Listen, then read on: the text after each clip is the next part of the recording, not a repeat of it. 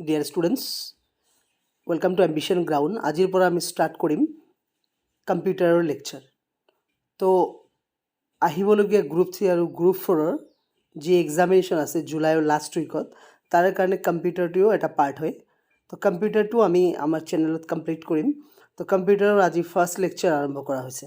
তো আপোনালোকে লেকচাৰটো স্কিপ নকৰিব, গোটেইখিনি চাব। তো ইয়াৰ পিছত MCQ কৰোৱা হ'ব। আগত মই থিয়ৰিখিনি কৰাই লৈছোঁ, দেন MCQ কৰাম। লিখি নিদিওঁ, এবাৰ জাষ্ট কৈ দিছোঁ, আপোনালোকে শুনিব যে কম্পিউটাৰ থিয়ৰিত আমাৰ পঢ়িব লাগিব, কম্পিউটাৰৰ বিষয়ত পঢ়িব লাগিব, computer hardware, computer software, computer মেমৰিৰ ওপৰত পঢ়িব লাগিব, কম্পিউটাৰ ইউনিটছৰ ওপৰত পঢ়িব লাগিব, নাম্বাৰ ছিষ্টেম পঢ়িব লাগিব, ফাইল এক্সটেনশ্যন পঢ়িব লাগিব, হিষ্ট্ৰী জেনেৰেশ্যন পঢ়িব লাগিব, ইণ্টাৰনেট নেটৱৰ্কিং পঢ়িব লাগিব। তো ইণ্টাৰনেট আৰু এটা বস্তু, এইটো এতিয়া আহেনে নাই মই ক'ব নোৱাৰোঁ, কিন্তু মই তথাপি কৰাই দিম আপোনালোকৰ DBMS। DBMSটো অহাৰ চান্স কম আছে, কাৰণ কি আসাম গভৰ্ণমেণ্টত আপোনালোকৰ কম্পিউটাৰৰ কুৱেশ্যন ইজিয়ে থাকে, টাপ নাথাকে। তথাপি ক'ব নোৱাৰি, DBMSৰ পৰা যদি দুটা কুৱেশ্যন দি দিয়ে আপোনাৰ 2 মাৰ্কছ এনেই গুচি যাব। সেইটো মই নিবিচাৰোঁ, DBMSটো মই কৰাই দিম, ঠিক আছে। তো এইখিনি চিলেবাছ আৰু মোটামুটি ধৰি ল'ব পাৰি, বুজি পাইছে। বাইনেৰী নাম্বাৰ এইখিনি বুজামে, ইয়াৰ ভিতৰতে সোমাই যাব বাইনেৰী নাম্বাৰ, এইবিলাক 0, 1 গোটেইখিনি, ঠিক আছে। তো চাওক, কম্পিউটাৰ থিয়ৰিত এতিয়া ফাৰ্ষ্ট যদি আমি কওঁ হোৱাট ইজ কম্পিউটাৰ, তো হোৱাট ইজ কম্পিউটাৰ এইবিলাক আৰু মই লেকচাৰ নিদিওঁ, কিয়নো এইবিলাক চবেই জানো আমি। Computer is an electronics device, এইবিলাক জানোৱেই আমি চবে। তো এইখিনি আৰু নকওঁ, এতিয়া জাষ্ট মই এটা আভাস দিছোঁ সৰু সুৰা, যে কম্পিউটাৰ মানে কি হয়। কম্পিউটাৰত মাজত আমাৰ কি থাকে, এইটো হ'ল CPU, এইটো হৈছে CPU হয়, বুজি পাইছে। তো আমি কি কৰিলোঁ, ইনপুট দিলোঁ, ইনপুট কোড দিলোঁ, CPUত ইনপুট দিলোঁ, ইনপুট পুট কৰিলোঁ। CPUত কি হ'ব, CPUত হ'ব প্ৰচেছ, CPUত হ'ব প্ৰচেছ। প্ৰচেছ মানে হৈছে প্ৰচেছিং হ'ব। ইনপুট যিখিনি দিছোঁ আমি, ইয়াৰ কি হ'ব, প্ৰচেছ হ'ব, ইয়াত প্ৰচেছ, বুজি পালে। প্ৰচেছ হোৱাৰ পিছত কি দিব, আমাক আউটপুট হিচাপত দিব। এইটোৱে হৈছে কম্পিউটাৰৰ মেইন ষ্ট্ৰাকচাৰ। তো ইয়াৰ ভিতৰত যদি আমি বাকীখিনি চাব যাওঁ, ইয়াতে বহুত কথা আহি যাব। ইণ্টাৰনেল মেমৰি আহিব, ALU আহিব, এৰিথমেটিক ইউনিটৰ কথা আহি যাব, চেণ্ট্ৰেল ইউনিটৰ কথা আহি যাব, কণ্ট্ৰল ইউনিট আহিব, বুজি পাইছে। তেনেকুৱা বস্তুবোৰ আহি যাব, ইনপুট ডিভাইচ, আউটপুট ডিভাইচ। তো এইবিলাক পিছত দেখা যাব, এইবিলাকত লেকচাৰ নিদিলে হ'ব। ইনপুট ডিভাইচ, আউটপুট ডিভাইচ আমি সৰুৰ পৰা জানি আছোঁ। ইনপুট ডিভাইচ কোনটো হয়, আউটপুট ডিভাইচ কি হয়, এইবিলাক জাষ্ট মই পিছত MCQ হিচাপে দি দিম আপোনালোকক। এইবিলাকৰ লেকচাৰ নিদিওঁ। মেইন যোনটো আমাৰ এক্সামত কিহৰ ওপৰত কুৱেশ্যন আহিব, সেইটো আমি বেছ কৰিম, ঠিক আছে। তো চাওক, বুজি পালে এইখিনি কথা। তো তাৰপিছত আৰু কিছুমান বস্তু পঢ়িব লাগিব, ৰেম, এইখিনি মই কৰাই দিম, নেক্সট ক্লাছত কৰাম ৰেম কি হয়। ৰেমৰ যেনেকুৱা দুটা টাইপছ থাকে, বুজি পাইছে, এইবিলাক আমি পঢ়াই দিম আপোনালোকৰ ৰেমৰ টাইপছবিলাক। ৰেমটো হয়তো ডাইৰেক্টলি কুৱেশ্যন নাহে, যে ৰেমৰ কুৱেশ্যন আহি যাব যে ৰেম কেই প্ৰকাৰৰ হয়। তো 2 প্ৰকাৰ আহি যাব, SRAM, DRAM, এইবিলাক কৰাই দিম, ঠিক আছে। নেক্সট ক্লাছত কৰাই দিম SRAM, এইবিলাক DRAM, তেনেকুৱা হৈছে। এতিয়া মেইন যিখিনি বস্তু, এইখিনি আমি এবাৰ চাই লওঁ। ক্লাছিফিকেশ্যন, ইয়াৰ ওপৰত কুৱেশ্যনছ আহিব এক্সামত। চাওক, ক্লাছিফিকেশ্যন কি হয়। কম্পিউটাৰৰ ক্লাছিফিকেশ্যন আছে, 3টা টাইপছৰ ক্লাছিফিকেশ্যন আছে। টাইপছ 1ত যদি যাওঁ আমি, বেছড অন চাইজ, মানে চাইজৰ ওপৰত এটা ক্লাছিফিকেশ্যন কৰা হয় কম্পিউটাৰৰ, আৰু বেছড অন ৱাৰ্ক, আৰু হৈছে বেছড অন পাৰপাছ, বুজি পালে। ক্লাছিফিকেশ্যন কম্পিউটাৰ 3টা টাইপছৰ হয়। এটা হৈছে বেছড অন চাইজ, মানে চাইজৰ ওপৰত কম্পিউটাৰটো ডিপেণ্ড কৰে। আকৌ ডিপেণ্ড কৰে বেছড অন ৱাৰ্ক, আমাৰ কি টাইপছৰ কাম লাগে, আমাৰ কিহৰ কাৰণে আমি কম্পিউটাৰটো ইউজ কৰিম, সেইটোৰ ওপৰত আমি কম্পিউটাৰ পাৰচেজ কৰিম। আৰু নহ'লে বেছড অন পাৰপাছ, আমাৰ পাৰপাছটো কি ধৰিব পাৰিলে। এতিয়া আমি ধৰি লওক যে মোবাইল ফোনটো আমাৰ লাগে যে অলৱেজ যাতে আমি 24/7 ইউজ কৰিব পাৰোঁ। তো আমি কি লেপটপ কিনিব যাম নেকি, বা কম্পিউটাৰ কিনিব যাম নেকি, নাযাওঁ। কাৰণ আমাৰ বাহিৰত গ'লে যাতে আমি যেতিয়া ট্ৰেভেল কৰি আছোঁ, ট্ৰেভেলত আমি কম্পিউটাৰ কেনেকৈ ওলাম। তো আমাৰ সেইটো জানিব লাগিব যে আমাৰ পাৰপাছটো কি হয়, যে আমাৰ পাৰপাছটো কি হয়, কিহৰ কাৰণে আমাৰ লাগে। তো সেইকাৰণে সেইবিলাক ডিভিজন আহি যাব, যে পাৰপাছৰ ওপৰত, আৰু ৱাৰ্ক, আমি কি কাম কৰিম, আৰু বেছড অন চাইজ, যে কেনেকুৱা চাইজ লাগে আপোনালোকৰ, ঠিক আছে। তো এতিয়া আমি গোটেই ডিটেইলছ ইয়াৰ ওপৰত পঢ়িম। ফাৰ্ষ্ট চাওঁ বেছড অন চাইজ, এই 3টা আগত চাম। Based on size, based on চাইজৰ ভিতৰত আছে, এটা হৈছে মাইক্ৰ' কম্পিউটাৰ, 2 নম্বৰ হৈছে মেইন ফ্ৰেম কম্পিউটাৰ, আৰু 3 নম্বৰ হৈছে ছুপাৰ কম্পিউটাৰ, বুজি পালে। বেছড অন চাইজ ক'লে 3টা টাইপছৰ কম্পিউটাৰ হয়। এটা হৈছে micro' computer, main frame computer, super computer. এতিয়া হৈছে মাইক্ৰ' কম্পিউটাৰ কি হয়। মাইক্ৰ' কম্পিউটাৰ মনত ৰাখিব, স্মলেষ্ট হয়, চবতকৈ সৰু চাইজ। মাইক্ৰ' কম্পিউটাৰৰ চাইজ হৈছে একেবাৰে সৰু, স্মল চাইজ, ধৰিব পাৰিলে। এতিয়া কথা হল মাইক্ৰ কম্পিউটাৰত আমাৰ কম্পোনেন্টস কি থাকে কম্পোনেন্টস থাকিব ডিভাইস থাকিব মেমৰি থাকিব সিস্টেম ইউনিট থাকিব মাইক্ৰ কম্পিউটাৰত কি থাকিব কম্পোনেন্ট কি থাকিব কম্পোনেন্ট মানে সেম হয় কি থাকিব সিস্টেম ইউনিট থাকিব সিস্টেম ইউনিট এসইউ মানে আপোনাৰ নোট বিলাক বনাই লব মই যেতিয়া কৈ যাম নোট বিলাক বনাই লব যে মাইক্ৰ কম্পিউটাৰত কি কম্পোনেন্টস থাকে the components of a micro computer are system unit number 1 system unit লিখিব নাম্বাৰ 2 লিখিব ডিভাইস থাকে ডিভাইস নাম্বাৰ 3 লিখিব মেমৰি বুজি পালে এই তিনিটা কম্পোনেন্টস থাকে হৈছে এতিয়া আমি আহো এতিয়া যদি एग्जांपल হিচাপত কও যে মাইক্ৰ কম্পিউটাৰৰ एग्जांपल কি হয় তো মাইক্ৰ কম্পিউটাৰৰ एग्जांपल বোৰ লিখি লব যে মাইক্ৰ কম্পিউটাৰৰ एग्जांपल বুলি কলে আহি যাব আমি যিবিলাক একচুয়ালি ইউজ কৰি থাকো কি ডেস্কটপ ল্যাপটপ ঠিক আছে আৰু কি হ'ব পাৰে নোটবুক এটসেট্ৰা এবোৰ লিখি লব তো বুজি পালে তে एग्जांपल হিচাপে কলে আমাৰ কি আহি যাব ডেস্কটপ ল্যাপটপ নোটবুক এটসেট্ৰা এইবিলাক মাইক্ৰ কম্পিউটাৰ মানে হৈছে এইবিলাক সাইজ কি হয় স্মল হয় যেটুকু আমাৰ ল্যাপটপৰ সাইজ কম্পিউটাৰৰ সাইজ কি হয় একেবাৰে স্মল হয় বুজি পালে আৰু কি থাকে সিস্টেম ইউনিট থাকে ডিভাইস থাকে ডিভাইসৰ ভিতৰত কি থাকে আইসি থাকে ইন্টিগ্ৰেটেড সাৰ্কিট এইবিলাক আমি লাহে লাহে ক্লাছত ডিসকাস কৰিম ইন্টিগ্ৰেটেড সাৰ্কিট কি হয় গোটেইখিনি ডিসকাস কৰা হ'ব ডিভাইস থাকে মেমৰি থাকে RAM থাকে বুজি পাইছে এইবোৰ থাকে তো এইবিলাক হৈছে আহি যাব আমাৰ মাইক্ৰ কম্পিউটাৰ তো সিম্পলি আমি বুজি পালো যে মাইক্ৰ কম্পিউটাৰ মানে বুজায় যে আপোনালোকৰ ডেস্কটপ ল্যাপটপ নোটবুক বুজি পালে নেক্সট আহি যাব আমাৰ মেইন ফ্ৰেম কম্পিউটাৰ এটা মেইন ফ্ৰেম কম্পিউটাৰ মানে হল মানে বহুত কেটা কম্পিউটাৰক এটাত লগ লগোৱা বুজি পাইছে মানে এটো সাইজত হ'ব ফাৰ্স্ট কথা আপোনাৰৰ মেইন ফ্ৰেম কম্পিউটাৰ সাইজত হ'ব ডাঙৰ বুজি পাইছে ডাঙৰ সাইজ হ'ব আৰু এটাৰ পৰা বহুত কেটাক ইউজ কৰা মানে মেইন ফ্ৰেম কম্পিউটাৰ ধৰি লওক এটা কম্পিউটাৰ আছে এই কম্পিউটাৰটোৰ লগত আপোনালোকে যেতিয়া হেৰি যায় কি বুলি কয় নেট ক্যাফেত যায় ক্যাফেত গলে দেখা পাব এইটো কম্পিউটাৰৰ পৰা ইয়াতে নেট ক্যাফেত এইটো এটা ক্যাফে নাম্বাৰ 1 এইটো এটা computer number 2 computer number 3 main নেটওয়াৰ্কটো কিন্তু ইয়াৰ পৰা আহি আছে আপুনি ইয়াত যি কাম কৰে ইয়াত দেখা পায় মানে মেইন মানুহজন যে মালিকজন বহি থাকে মালিকজনে আপুনি যদি ইয়াত যি কৰি থাকে তাও কিন্তু গম পাই থাকে যে এইটো বস্তু ইউজ কৰিছে ঠিক আছে এইটো বস্তু ইউজ কৰিছে এইটো বস্তু ইউজ কৰিছে মেইন ফ্ৰেম কম্পিউটাৰ এটো কব মেইন ফ্ৰেম মানে গোটেইকেটা কম্পিউটাৰ অপাৰেট কৰিব পাৰি আছে that is called mainframe computer তো মেইন ফ্ৰেম কম্পিউটাৰ হৈছে এক্সপেন্সিভ হয় এটো মই एग्जांपल হে দিলো মেইন ফ্ৰেম কম্পিউটাৰ মানে হৈছে এই কম্পিউটাৰটো মেইন ফ্ৰেম নহয় ঠিক আছে মানে গোটেই বস্তুখিনি অপাৰেট কৰিব পাৰিব লাগিব এটো আমি অকল নেটওয়ার্কটোহে পাই আছো দ্যাট মিন্স নেট ক্যাফেত গলে কি হয় নাম্বার 1 কম্পিউটাৰ নাম্বাৰ 2 নাম্বাৰ 3 কম্পিউটাৰৰ নাম্বাৰ 1 কম্পিউটাৰৰ জনে নেটওয়াৰ্ক ইউজ কৰিছে ইয়াৰ পৰাই গৈ আছে নেটওয়াৰ্ক নাম্বাৰ 2 জনে যি ইউজ কৰিছে ইয়াৰ পৰাই নেটওয়াৰ্ক গৈ আছে তো নেটওয়াৰ্কটো এটা কম্পিউটাৰৰ পৰা গৈ আছে কিন্তু আপুনি এই কম্পিউটাৰত যি সিস্টেম আছে সিস্টেমখিনি যদি এই 3-4টা কম্পিউটাৰ সিস্টেমখিনি যদি এই কম্পিউটাৰত আহিব লাগে ই লব নোৱাৰিব লোডখিনি তো এটো আহি যাব মেইন ফ্ৰেম কম্পিউটাৰ লাগিব তেনেকুৱা এটা কম্পিউটাৰ থাকে মেইন ফ্ৰেম যাতে যদি আমাৰ 100-200 কম্পিউটাৰ থাকে আমি যাতে ইউজ কৰিব পাৰো এইবিলাক কি হয় ডাঙৰ ডাঙৰ কোম্পানীত ইউজ কৰা হয় মেইন ফ্ৰেম কম্পিউটাৰ বুজি পালে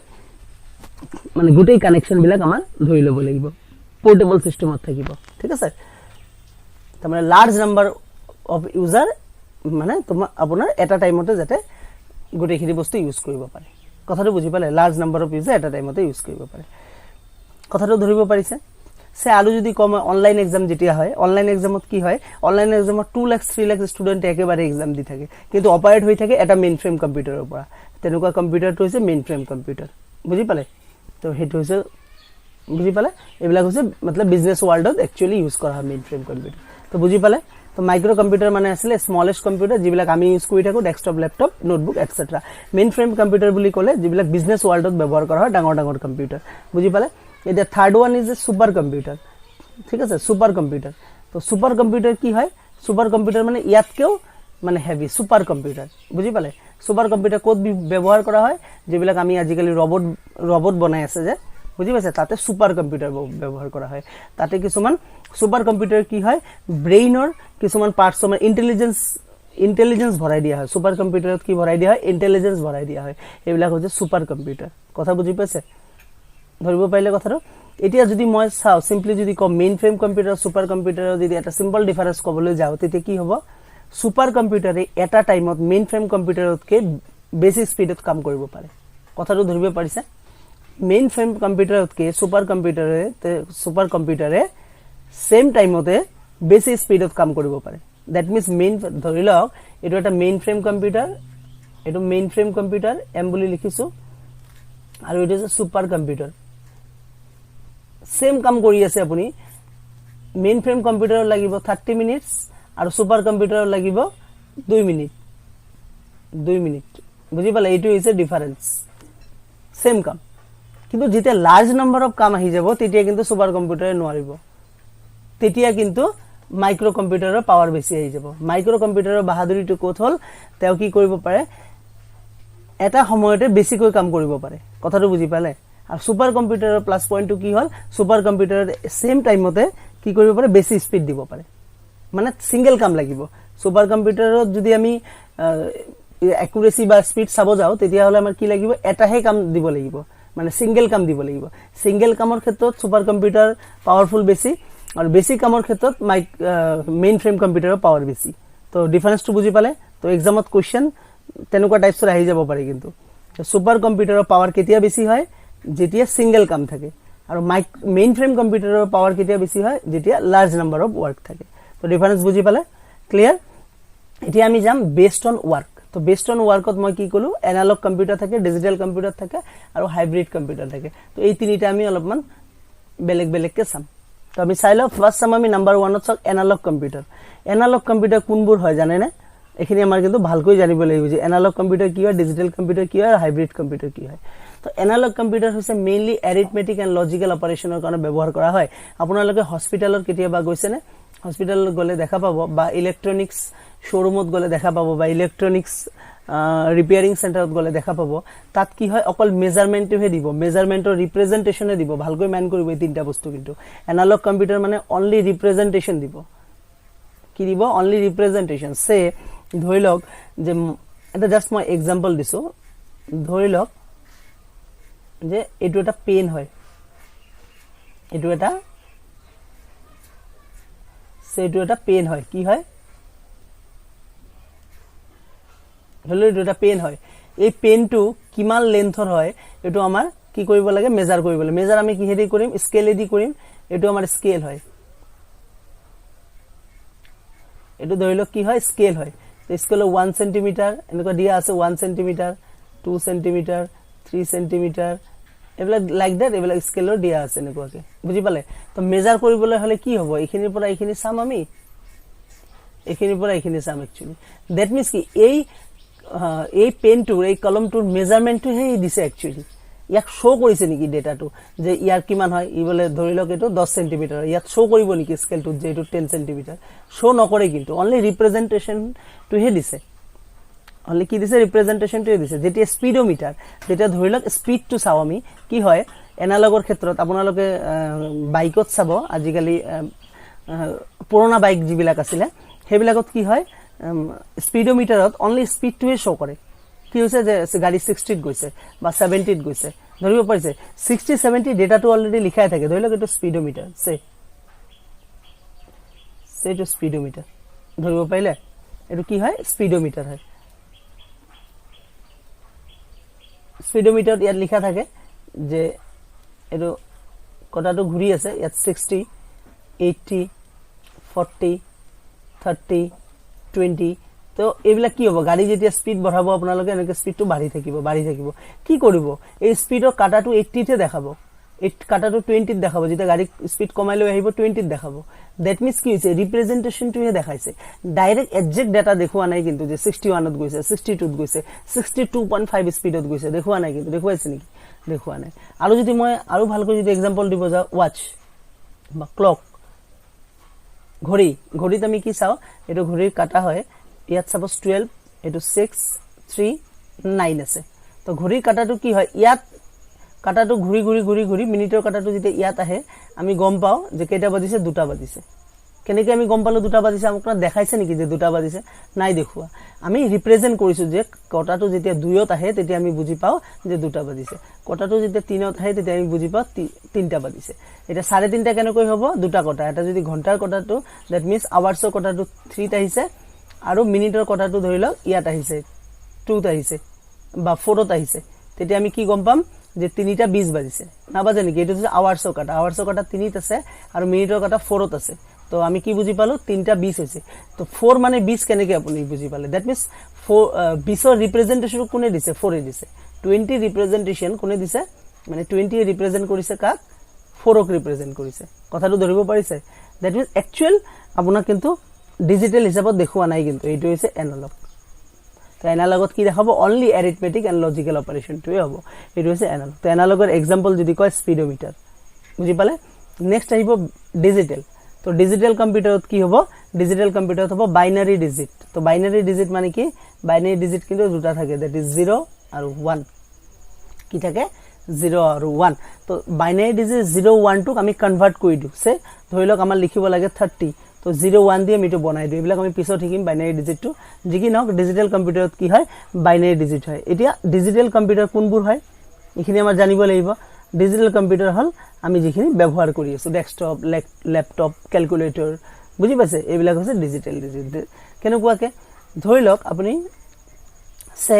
কম্পিউটাৰত আমি মই যদি এতিয়া 5 লিখো 5 এ দেখুৱাব কিন্তু কম্পিউটাৰৰ টাইমটো কিন্তু দেখাই থাকে কিন্তু 10:44 10:55 10:66 দেখুৱাই আছে নাই দ্যাট মিন্স কম্পিউটাৰত যেটো ক্লক থাকে ঘড়ি থাকে এটো কিন্তু এক্সাক্ট টাইম দেখুৱাই আছে নাই কম্পিউটাৰটো কি হয় ডিজিটাল কাৰণ আমি ডিজিটাল ডেটা পুট কৰিছো এতিয়া আপুনি যদি ফাইলত ক্লিক কৰে ইয়াতে যদি মই সাপোজ এটো ধৰি লওক ইৰেজত ক্লিক কৰিলো ইৰেজত ক্লিক কৰি পেলাই এটো ইৰেজ কৰি দিও ইৰেজ হৈছে না নাই এটো data erase hall that means digital form হৈছে এটো একো ৰিপ্ৰেজেন্ট কৰা নাই কিন্তু ৰিপ্ৰেজেন্ট যেতিয়া কৰিব ৰিপ্ৰেজেন্ট মানে কি হল ইয়া ডিলিট কৰিলো আপুনি ভাবি ললে যে এটো ডিলিট হৈছে তো ভাবি লোৱাটোক নুবুজায় এক্সাক্ট কামটো কৰিব লাগিব তো ডিলিট কৰিছো ইয়াত আহি এটো ডিলিট অপচনত ক্লিক কৰিলো ইয়াতে ডিলিট কৰি দিলো ডিলিট হৈ গল দ্যাট ইজ হৈছে ডিজিটাল ফৰ্ম তো বুজি পালে তো ডিজিটাল কম্পিউটাৰৰ যদি एग्जांपल হোদে एग्जामত কি লিখিব ল্যাপটপ ডেস্কটপ এইবোৰ ল্যাপটপ ডেস্কটপ এটসেট্ৰা বুজি পালে তো এনালগৰটো তো মই কলুৱে এনালগৰটো কি হয় স্পিডোমিটাৰ ঠিক আছে এতিয়া এই যে হাইব্ৰিড কম্পিউটাৰ কি হয় হাইব্ৰিড কম্পিউটাৰ হল combination of analog and digital analog computer আৰু ডিজিটাল কম্পিউটাৰৰ কম্বিনেশনটো হৈছে হাইব্ৰিড কম্পিউটাৰ কম্বিনেশন মানে আমি কি বুজি পাম তাৰ মানে হৈছে ৰিপ্ৰেজেন্টও কৰিব লাগিব আকৌ ডেটাটো শো কৰিব লাগিব ৰিপ্ৰেজেন্ট মানে মই মেজাৰমেন্টটো হ'ব ফাৰ্স্ট ৰিপ্ৰেজেন্ট মানে বুঝি পাছে ৰিপ্ৰেজেন্ট মানে ফাৰ্স্ট আমি মেজাৰ কৰিম কি কৰিম আমি মেজাৰ কৰিম মানে জুখিলো জুখাৰ পিছত কি কৰিব ই ডিজিটাল ডেটাত শো কৰি দিব সে জুখিলো যে 20 কেজি হৈছে ইয়াক দেখাই দিব লাগিব ফার্স্ট জুখিব 20 কেজি হৈছে তাৰ পিছত শো কৰি দিব যে yes 20 KG that is called hybrid computer তো কোনবোৰ হাইব্ৰিড কম্পিউটাৰৰ एग्जांपल তো অলপ ভাবি চাওক হাইব্ৰিড কম্পিউটাৰৰ एग्जांपल বুলি ক'লে কি হ'ব এটিএম মেচিন নহব নেকি এটিএম মেচিন এটিএমত গৈ ফার্স্ট কি হয়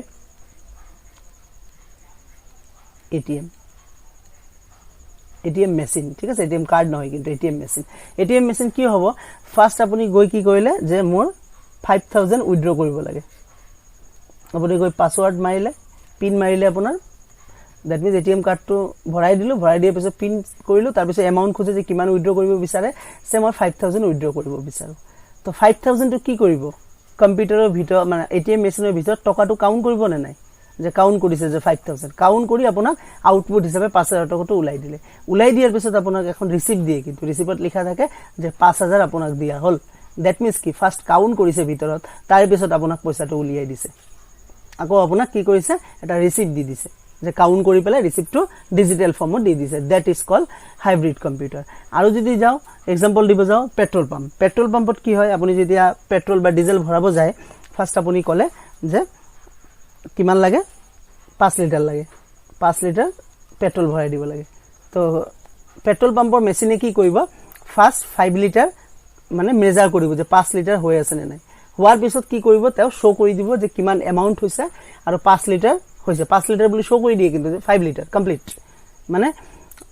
এটা টাইমতে প্ৰসেসখিনি কমপ্লিট কৰি আছে আপোনাক তেলো ভৰাই আছে আকৌ তেও কাউন্ট কৰি আছে যে কিমানখিনি দি আছে আকৌ লাষ্টত আপোনাৰ হেখত আপোনাক ডেটাটো দেখাই দিছে যে 5 লিটাৰ দিলো ইমান টকা এমাউন্ট হৈছে দ্যাট ইজ হাইব্ৰিড কম্পিউটাৰ তাৰ মানে ফাৰ্স্ট মেজাৰও কৰিলো মেজাৰ কৰাৰ পিছত এটো ডিজিটাল ফৰ্মত শো কৰি দিলো that is called hybrid computer তো ধৰিব পাৰিলে এনালগ কম্পিউটাৰ ডিজিটাল কম্পিউটাৰ আৰু হাইব্ৰিড কম্পিউটাৰ তো উদাহৰণ বুলি ক'লে মই কলুৱে এনালগৰ স্পিডোমিটাৰ ডিজিটালৰ ল্যাপটপ ডেস্কটপ আৰু হাইব্ৰিডৰ ATM machine petrol pump machine বুজি পাইছে তো ভেৰি ভেৰি ইম্পৰ্টেণ্ট কিন্তু এক্সামৰ কাৰণে ডাইৰেক্ট এক্সাম্পল সুধিব এনালগ কম্পিউটাৰ এক্সাম্পল কি হয় ডিজিটেলৰ কি হয় হাইব্ৰিডৰ কি হয় ঠিক আছে তো হল এইখিনি আমাৰ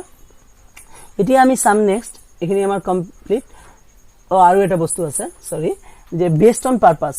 এটা হচ্ছে জেনাৰেল পাৰপাসৰ কাৰণে কম্পিউটাৰ ইউজ কৰা হয় আৰু হচ্ছে স্পেশাল পাৰপাসৰ কাৰণে ইউজ কৰা হয় এটা জেনাৰেল পাৰপাসৰ কাৰণে কোনখিনি ইউজ কৰা হয় আৰু স্পেশাল পাৰপাসৰ কাৰণে কোনখিনি ইউজ কৰা হয় এইখিনি আমি জাস্ট এবাৰ চাই লম তো জেনাৰেল পাৰপাস মানে কি জেনাৰেল পাৰপাস মানে আমি যিখিনি কাৰণে ইউজ কৰি আছো ল্যাপটপ ডেস্কটপ ইউজ কৰি আছো জেনাৰেল পাৰপাস আমাৰ বুজি পালে আৰু স্পেশাল পাৰপাস মানে অকল হেতু কামৰ কাৰণে ব্যৱহাৰ কৰা হয় স্পেশাল পাৰপাস মানে ধৰি লওক আপোনাৰ আমি কেতিয়াবা আই টেষ্ট কৰো চকু পৰীক্ষা কৰোতে চাব মেচিনবোৰ কেনেকুৱা থাকে কম্পিউটাৰৰ নিচিনা দেখাত বাট আমাৰ অকল চকুটোহে তাতে টেষ্ট হয় যে আপোনাৰ ভিজন পাৱাৰ ঠিকই আছে নে নাই দ্যাট মিন্স অকল স্পেশাল পাৰপাসৰ কাৰণেহে কম্পিউটাৰটো ব্যৱহাৰ কৰা হৈছে এটো হৈছে স্পেশাল কম্পিউটাৰ জেনাৰেল পাৰপাস মানে আমাৰ ল্যাপটপ ডেস্কটপ এইবিলাক জেনাৰেল পাৰপাস তো ইয়াৰ পৰা কোশ্চেন নুহুদে মেইন কোশ্চেন সুধিব মাইক্ৰো এই বেসড অন সাইজ আৰু বেসড অন ওয়াৰ্কৰ পৰা হ'ব ঠিক আছে এতিয়া আমি some generation of computer very very important হয় ইয়াৰ পৰা এটা হলো কোশ্চেন সুধিব এক্সামত জেনাৰেশন অফ কম্পিউটাৰৰ পৰা তো এইখিনি ডেটা আপোনালোকে নোট কৰি ল'ব মই কৈ যাম আপোনালোকক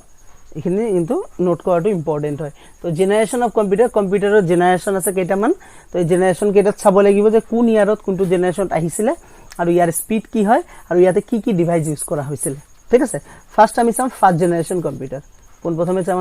আমি কি ফার্স্ট জেনারেশন কম্পিউটার ফার্স্ট বুলি লিখিলো অকল ফার্স্ট জেনারেশন কম্পিউটার কোন সনত আহিছিলে 1956 বুলি লিখো না 1956 মানে ফার্স্ট জেনারেশন কম্পিউটার কেতিয়া হৈছিলে 1940 ৰ পৰা 1956 লৈকে ফাৰ্স্ট জেনাৰেশন কম্পিউটাৰ আছিল তো ইয়াতে কি ডিভাইস ইউজ কৰা হৈছিলে ইয়াতে ইউজ কৰা হৈছে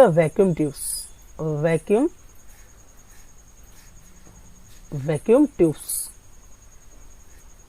বুজি পালে কি ইউজ কৰা হৈছিল ভ্যাকুয়াম টিউবস তো ফাৰ্স্ট জেনাৰেশন কম্পিউটাৰ কেতিয়া আহিছিলে 1940 ৰ পৰা 1956 ইয়াত লিখিব ওপৰত ডিভাইস কি ইউজ কৰা হৈছিল ভ্যাকুয়াম টিউবস বুজি পালে আৰু ইয়াৰ স্পিড কিমান আছিল এটো স্পিড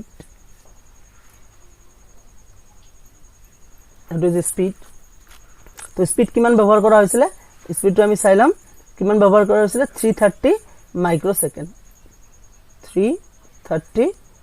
মাইক্ৰোসেকেন্ড বুজি পালে 330 মাইক্ৰোসেকেন্ড ইয়াতে ব্যৱহাৰ কৰা হৈছিল বুজি পালে ফাৰ্স্ট জেনাৰেশনত স্পিডটো তো স্পিডৰ কথাবিলাক আহি যায় আচ্ছা নেক্সট আহিল আমাৰ সেকেন্ড জেনাৰেশন কম্পিউটাৰ লিখিলাম সেকেন্ড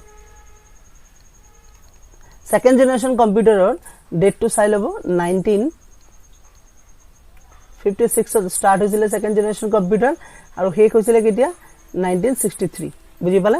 তো ইয়াতে কি ডিভাইস ইউজ কৰা হৈছিল ট্ৰানজিস্টৰ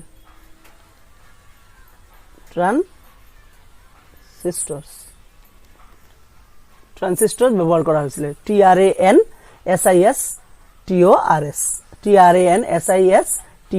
ট্ৰানজিস্টৰ ব্যবহাৰ কৰা হৈছিল আৰু ইয়াৰ স্পিড কিমান আছিল 10 মাইক্ৰোসেকেন্ড ব্যবহাৰ কৰা হৈছিল ধৰিব পাৰিলে নেক্সট আহিল থাৰ্ড জেনাৰেশন কম্পিউটাৰ থাৰ্ড জেনাৰেশনৰ ইয়াৰটো চাব থাৰ্ড জেনাৰেশন হৈছে 1964 মানে 63 পিছত 63 আহিল 1964 ৰ পৰা 71 মানে 1971 লৈকে আছিল ইয়াতে কি ব্যৱহাৰ কৰা হৈছিল আইসি মানে হৈছে ইন্টিগ্ৰেটেড সাৰ্কিট ইয়াৰ স্পিড কিমান আছিল 100 ন্যানোসেকেন্ড 100 কি সেকেন্ড ন্যানোসেকেন্ড ঠিক আছে নেক্সট আহিল ফোর্থ জেনারেশন কম্পিউটার দুটা কথা আছে ইয়াতে মাইন্ড কৰিব কথাখিনি 1971 ৰ পৰা একচুয়ালি 1980 লৈকে আছিল ঠিক আছে কিন্তু আমি 1980 ৰ পৰা আকৌ প্ৰেজেন্ট বুলিও আমি ধৰিব পাৰো মানে 1980 একেবাৰে শেষ হোৱা নাছিল 1980 আমি শেষ বুলি ধৰো বাট একেবাৰে শেষ হোৱা নাছিল প্ৰেজেন্ট মানে এতিয়া লৈকেও ফোৰ্থ জেনাৰেশন কম্পিউটাৰ আছে তো ফোৰ্থ জেনাৰেশন কম্পিউটাৰত চাব কি হয় ইয়াৰ মানে সুইচিং ডিভাইস কি হয় সুইচিং ডিভাইস হল লিখি লব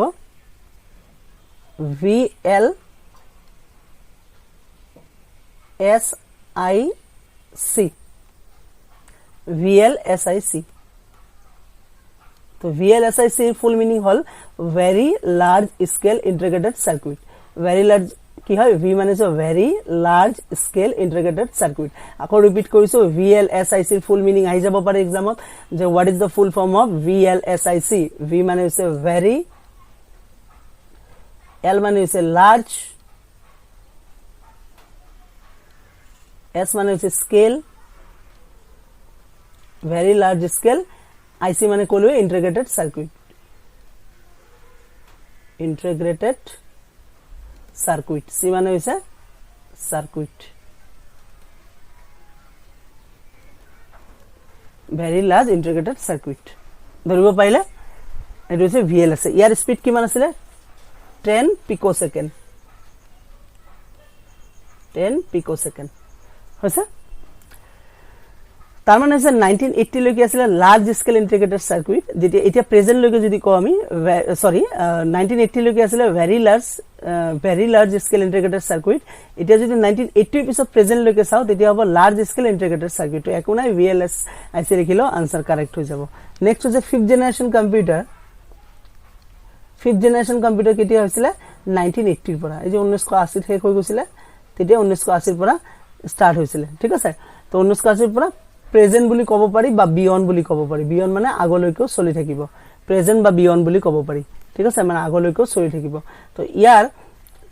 সুইচিং ডিভাইস কি হ'ব ইউ মানে যে ultra large scale integrated circuit বাকিখিনি সেম হয় ই মানে হৈছে অকল আল্ট্রা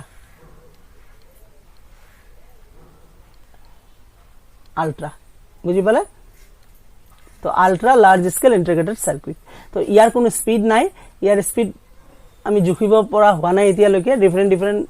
ভ্যালু বিলাক ভ্যাৰি কৰে সো ইয়াৰ কোনো স্পিড দিয়া নহব তো আপোনালোকক কোৱেশ্চন সুধিলে এই চাৰিটা জেনাৰেশনৰ পৰা মেইন কোৱেশ্চন দিব তো আকৌ ৰিপিট কৰিছো দ্য ফাৰ্স্ট জেনাৰেশন কম্পিউটাৰ কেতিয়া আহিছিল 1940 ৰ পৰা 1956 নোট বনাই লব আৰু এটো কি vacuum tube VACCUM vacuum tube TUBES vacuum tube ইয়াৰ স্পিড কিমান আছিল 330 মাইক্ৰোসেকেন্ড বুঝি পালে সেকেন্ড জেনাৰেশন কম্পিউটাৰ 1956 পৰা 1963 লৈকে আছিল ট্ৰানজিস্টৰ ইয়াতে ব্যবহাৰ কৰা হৈছিল TRANSISTORS ইয়াৰ স্পিড কিমান আছিল 10 মাইক্ৰোসেকেন্ড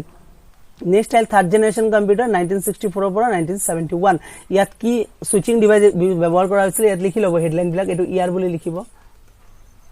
ইয়ার এটো স্পিড বুলি লিখিব ঠিক আছে ইয়াত লিখি লব সুইচিং ডিভাইস SD লিখিলো SD মানে যে switching device SWITCHING switching device বিলাক এইবিলাক হয় ঠিক আছে ইয়াত কি ডিভাইস ইউজ কৰা হৈছিল ইন্টিগ্ৰেটেড সাৰ্কিটস আৰু স্পিড কিমান আছিল 100 ন্যানোসেকেন্ড ঠিক আছে নেক্সট হৈছে 1971 পৰা 1980 যে fourth generation of VLSIC VLSI very large scale integrated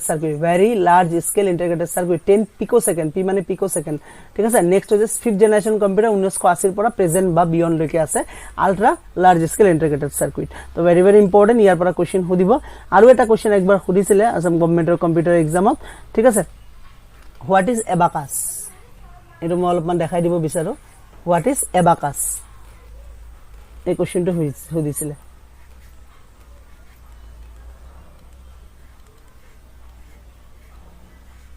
what is এবাকাস এবাকাস কি হয় এবাকাস হচ্ছে ফার্স্ট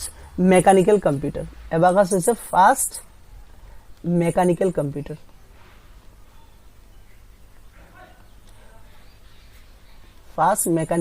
কম্পিউটার মনত ৰাখিব এবাকাস হচ্ছে ফাৰ্স্ট মেকানিক্যাল কম্পিউটাৰ হৈছে আৰু এটা কোশ্চেন সুধিছিলে ইউনিভেক্টো খুদে এক্সামত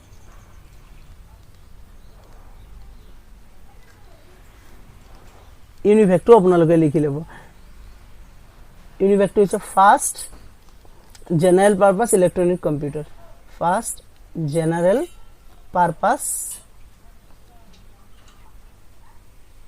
purpose electronic computer electronic computer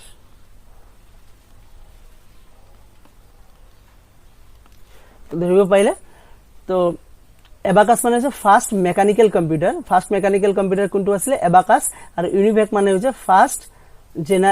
general ঠিক আছে first general purpose electronic computer লিখি লব ইউনিভেক হইছিল ফার্স্ট জেনারেল পারপাস ঠিক আছে জেনারেল পারপাস ইলেকট্রনিক কম্পিউটার ঠিক আছে তো এখিনিৰ পৰা কিন্তু ভালে কেইটামান কোশ্চেন আহিব পাৰে এক্সামত তো এখিনি চাই লব এবাৰ ঠিক আছে তো বাকি আমি নেক্সট ক্লাছত আমি বাকিখিনি চাম যে ইয়াৰ ৰেম কি হয় ৰোম কি হয় এইবিলাক চাম আমি ঠিক আছে ৰেমৰ ভাগ এছডি ৰেম ক'লোৱে মই এইখিনি চাম পাৰপাছ চাম প্ৰগ্ৰেম চাম ৱৰ্কষ্টেচন কাক কয় ৱৰ্কষ্টেচন চাম মেমৰি চাম প্ৰচেছৰ চাম ঠিক আছে নেক্সট ক্লাছত আমি এইবোৰ ডিটেইলছ চাম ঠিক আছে একুৰেচি চাম স্পীড চাম ভাৰ্চুৱেলিটি চাম এইবিলাক চাম হ'ব তো আজিলৈ থাকক এইখিনি আপোনালোকে ধুনীয়াকৈ নোট বনাই লওক গোটেইখিনি মই জাষ্ট ইয়াতে লিখি দিছো বস্তুবিলাক তো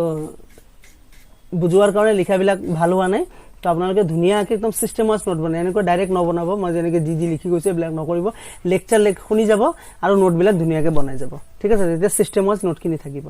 ঠিক আছে ডিটেইলছ সব বস্তু লিখিব নালাগে মই যি লিখিছো তোৰ কাৰণে মই যিখিনি যত কৈছো যে নোটবিলাক বনাই লওক এইখিনি জায়গাত বনাই মেইনলি জেনাৰেশন অফ কম্পিউটাৰ এটো ধুনীয়াকৈ বনাব তাৰপিছত এনালগ আৰু হাইব্ৰিডটো বনাব আৰু এটো বেসড অন কম্পিউটাৰ এটো বনাব বাস এইখিনি বনালে হৈ যাব বাকি এইবিলাক আননেসেসাৰি হয় এইবিলাক নালাগে ঠিক আছে তো হ'ব আজি